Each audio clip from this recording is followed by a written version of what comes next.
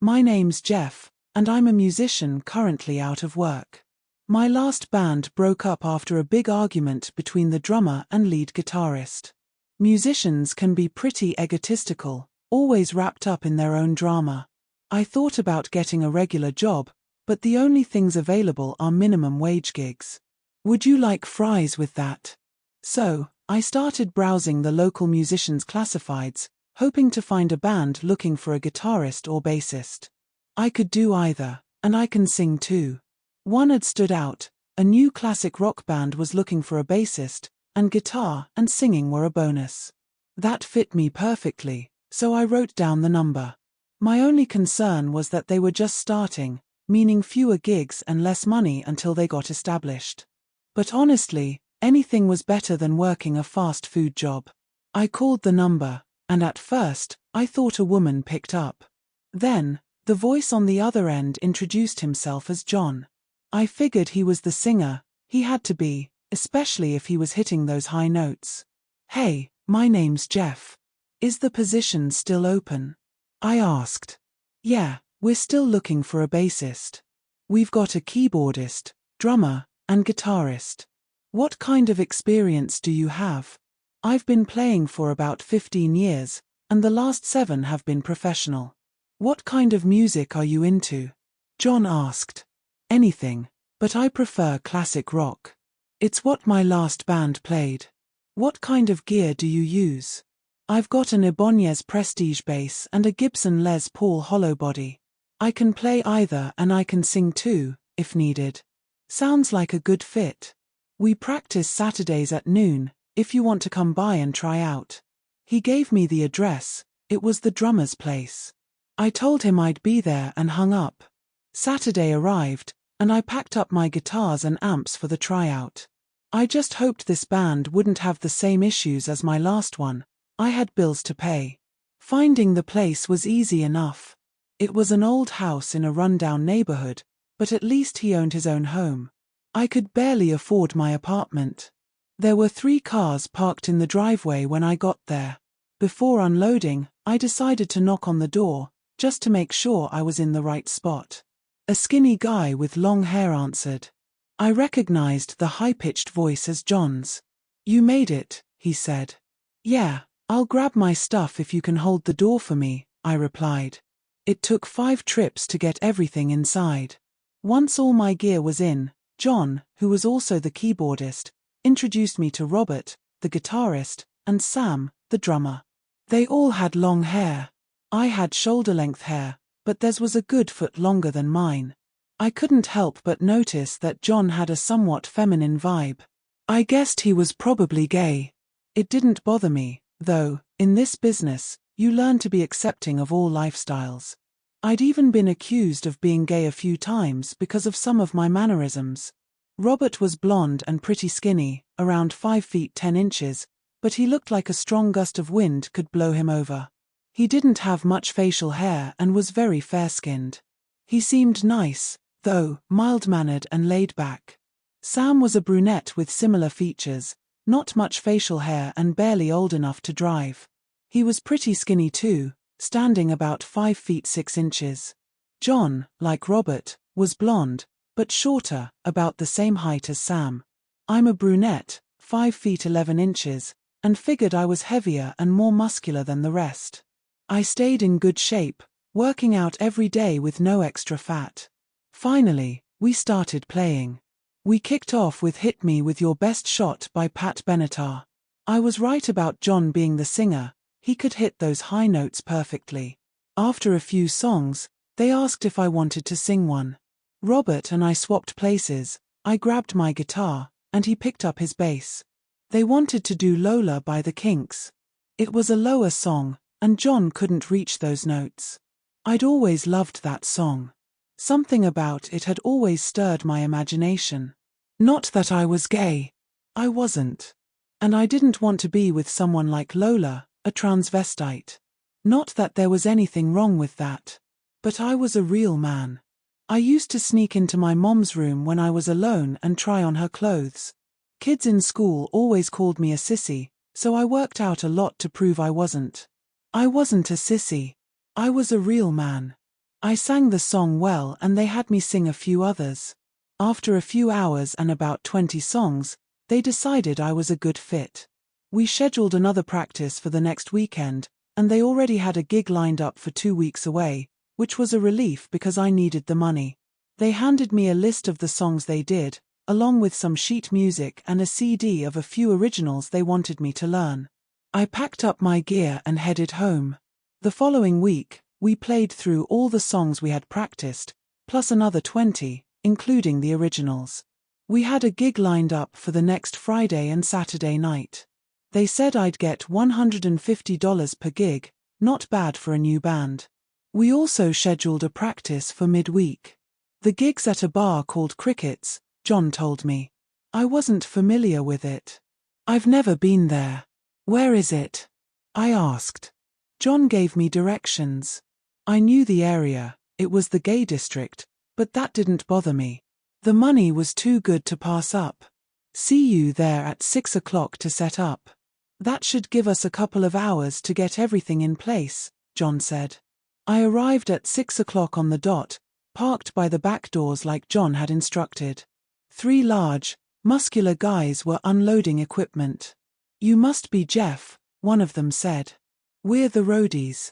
Give me your keys, and I'll unload your gear and get it set up for you. Then I'll park your car. I was a bit taken aback. I'd never had a roadie before. This was a nice surprise. Maybe this gig wouldn't be so bad after all. I handed him my keys with a grin. Go inside and ask for Brad.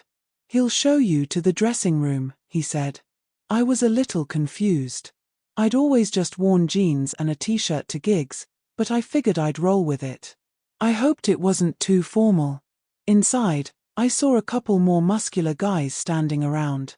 At least I felt safe with bouncers this size. I glanced at them, feeling a bit envious of their strength. I couldn't help but think of the irony. I'd worked my whole life to get as muscular as possible to prove I wasn't weak, and here I was, surrounded by guys who were more muscular than anyone I knew. I'm looking for Brad. I'm with the band, I told them.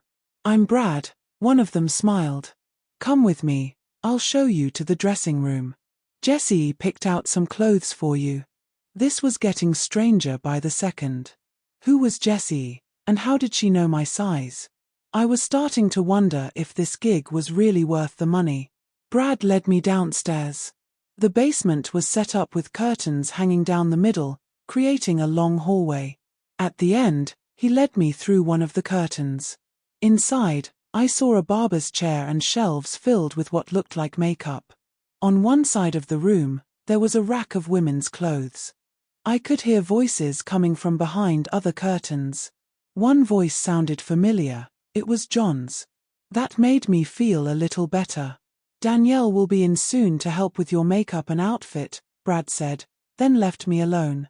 I sat there, wondering what I'd gotten myself into. A few moments later, a large woman entered, and I quickly realized she was a transvestite. Lola popped into my head, and I couldn't help but chuckle. Hi, I'm Danielle, she said in a deep voice, making me chuckle again. Let's figure out what you're wearing before we start on the makeup. She pulled up my shirt. Nice flat stomach. With your skin tone, I think red would look great. Let's go with a red halter and a black mini skirt. Fishnets, calf boots, and low heels. I've heard you're new to wearing heels. Have you picked out a girl name yet? I was stunned. What are you talking about? I'm with the band, not a drag queen, I said, still in disbelief.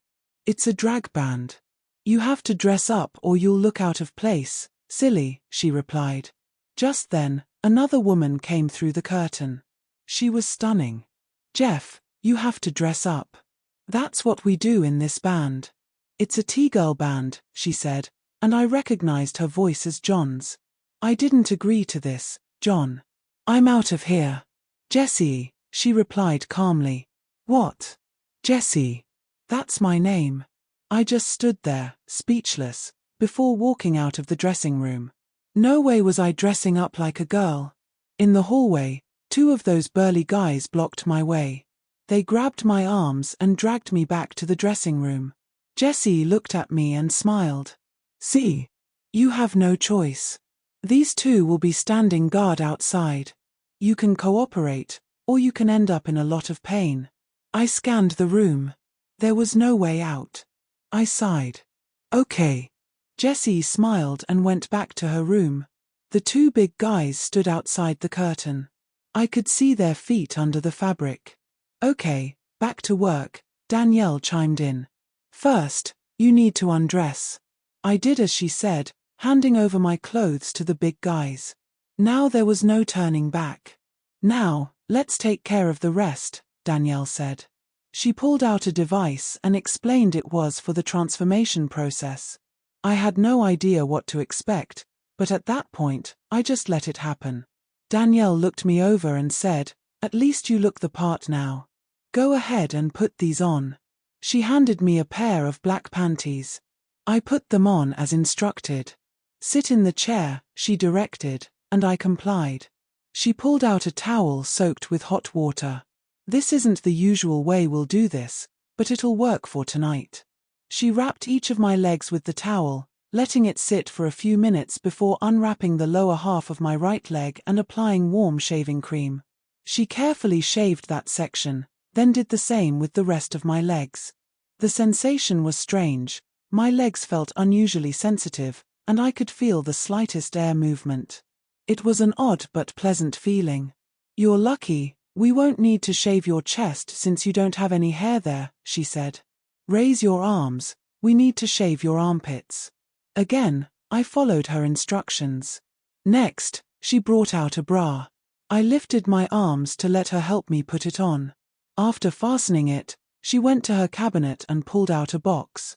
She opened it and took out a pair of silicone chests, placing one in each cup of the bra.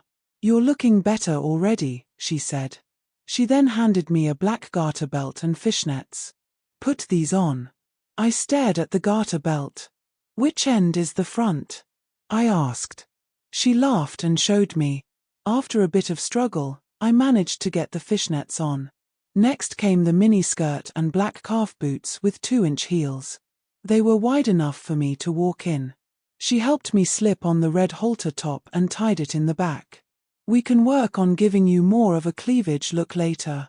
You could definitely wear some sexier outfits." "You already look pretty good," she commented. Since there were no mirrors in the room, I had to take her word for it. Now that I was dressed, it was time for the makeup. A new girl entered and introduced herself as Shannon. She would do my nails, though I couldn't have long ones since they would get in the way of my playing. I sat in the chair, letting Danielle and Shannon work. It felt strange but somewhat enjoyable, all the attention from two attractive women. Then I remembered, Danielle wasn't a real woman, and I wasn't sure about Shannon either. The confusion was starting to set in. Time seemed to drag on but also pass quickly. Eventually, they were done. Danielle spent another 15 minutes styling my hair. "Okay, you can get out of the chair now," she said. I stood up, and she motioned for me to look in a certain direction. When I did, she opened a curtain, revealing a beautiful girl. No, it was me. I was staring at myself in a mirror. "What are you going to call yourself?" Danielle asked. Suddenly, an Aerosmith song popped into my head, "Dude Looks Like a Lady." Another one followed, "Janie's Got a Gun." Janie, I said, with a slightly different spelling, but that would be my name. "Hi, Janie," Jessie said, walking in with two other girls. "This is Lindsay, and this is Samantha. Are you ready to rock this place?" She grinned. "Let's do it." And just like that, I was starting a new chapter in my life. As we made our way to the stage, my nerves kicked in. My heart raced, and my knees felt weak. The girls had to help me get up on stage. There was already a good crowd, and I heard a few cheers, which I figured were meant for the other girls. None of them looked like guys, but that was okay.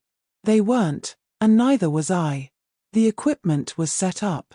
We adjusted things to our liking, making sure all the amps had power, tuning our guitars, and testing the sound.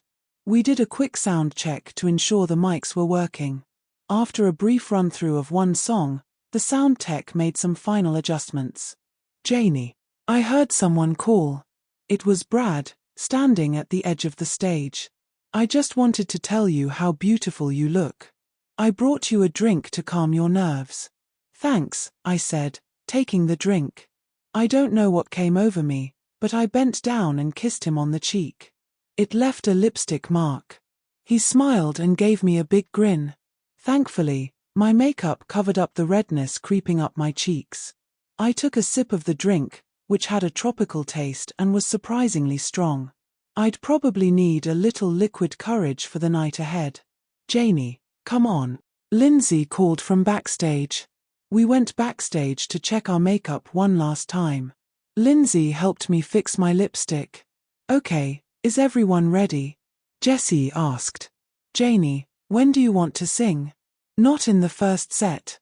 I need to get used to this first, I replied. Let's go. Samantha yelled, and we headed toward the stage. We rushed back on stage, and the crowd erupted in cheers. The moment had finally arrived. I took a sip of my drink to calm my nerves, then grabbed my bass guitar. We kicked off with upbeat rock songs, wanting to energize the crowd from the get-go. It seemed to be working. They were cheering loudly, and there were at least 100 people in the audience, a mix of guys, girls, T-girls, and T-guys, all gathered around the stage, waving dollar bills and shouting. During and between songs, we'd gather the money, give handshakes or quick pecks to the people offering tips, and add it to a big jar near the drummer. We played, and I felt on top of the world, fueled by the excitement and whatever drink Brad had handed me. Every time I finished one, Brad appeared with another. I also noticed he stayed on my side of the stage, ensuring I was the one to collect the tips. I even gave him another quick peck on the cheek, noticing that he hadn't wiped off the lipstick mark I'd left earlier. I giggled and thanked him as he handed me another $1. Finally, the first set ended. We rushed backstage, and I was sweating, heart racing, ears pounding. I felt so high I wasn't sure if my feet were even touching the ground. Backstage, Danielle and a few other girls helped us change outfits and touch up our makeup. This time, I wore a black corset and a silver miniskirt. After a short 15-minute break, we were ready to hit the stage again. This time, I would be singing the first few songs. When we returned to the stage, Jessie grabbed the microphone. "Are you ready to rock some more?" she shouted. The crowd roared. "What? I can't hear you," she teased, and the crowd cheered even louder. "Let me introduce the band," she said. "I'm Jessie, and on drums, the beautiful Samantha." The crowd went wild. On guitar and bass, we have the very blonde Lindsay. Another cheer. "If you want to talk to her, please use small word." The crowd erupted with laughter. And last but not least, our newest member, on guitar, bass, and now singing a few songs, the magnificent Janie. The biggest cheer of the night followed. I sang several songs, starting with Lola, then Feel Like Mark in Love by Bad Company, White Wedding and Rebel Yell by Billy Idol, and I'm on Fire by Bruce Springsteen. After that, Lindsay and I switched again, and we played 5 more songs before the second set ended. Backstage, we changed again and touched up our makeup. This time, I wore a tight, silver sequined dress, with a cincher underneath to accentuate my figure. I also slipped into silver heels. That turned out to be a bad idea, as I nearly tripped several times during the third set.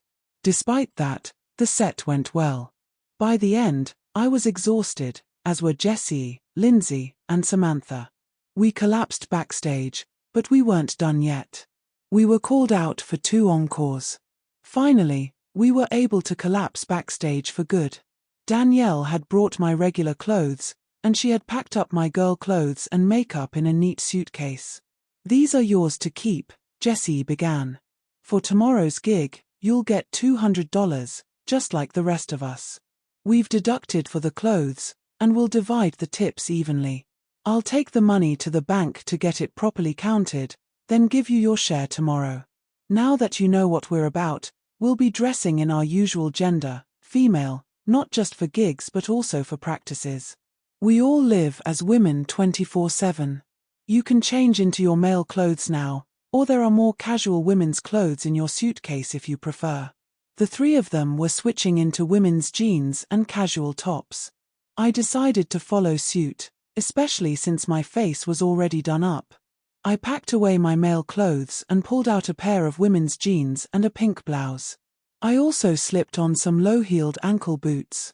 "So, how did you know I would go along with this?" I asked. "We were reading you every time we got together," Lindsay explained.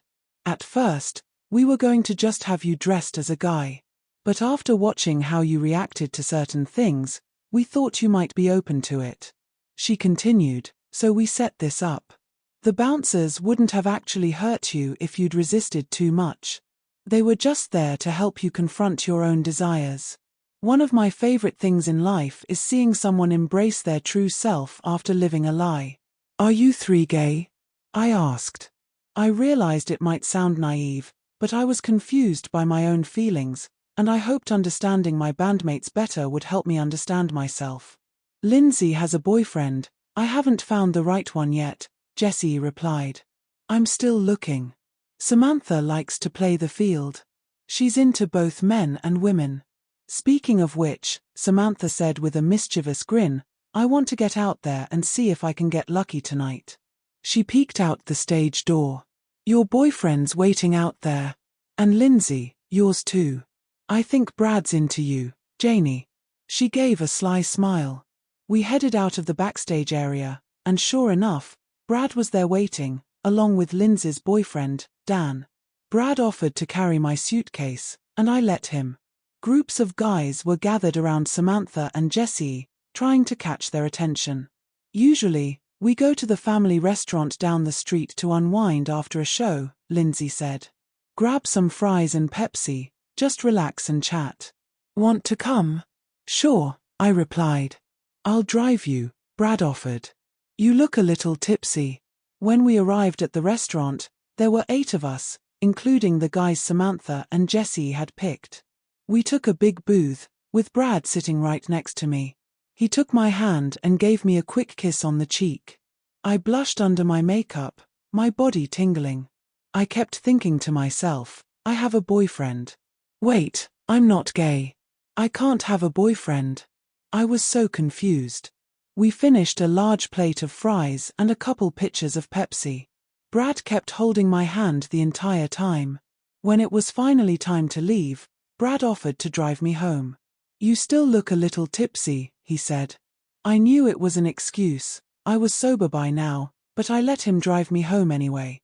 Once we arrived, he carried my guitars and equipment into my apartment. After that, he pulled me into his arms and kissed me on the lips.